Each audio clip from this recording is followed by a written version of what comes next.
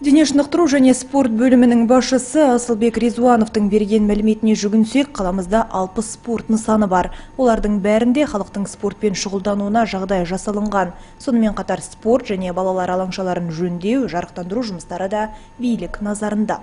Подрядчик Гор электросет кәсіпорны бізде мердігер болып табылады. Олар аурамшылық жарықтандыру бойынша конкурста жеңіп алды. Бұл жұмыстар үшін 34 миллион теңге бөлінді. Бүгінгі күні асық скверін жарықтандыру жұмыстары орындалды. 6 шам орнатылды. 22-ші шағын ауданда аллеяны жарықтандыру жоспарда бар. Ол жерге 20 шамға деп 10 бағандар орнатылады. 2018 жылы орнатылған балалардың 10 ойын алаңшасын жарықтандырамыз алдағы уақытта. Оның 4-і Талюктың қараңғы бөлігінде жеткіліксіз жарықтануда. Сонымен қатар дене шынықтыру және спорт бөлімі бізге спорттық және тренажерлік алаңдардың тізімін берді. Оларды жарықтандыру сұрағында қарастырамыз. Гор электросет серіктестігімен жасалынған келісім шарттың мерзімі жылдың соңына дейін, ал бөлінген 34 миллион теңге жеткіліксіз. Сондықтан тағы қаржы сұрайтын боламыз.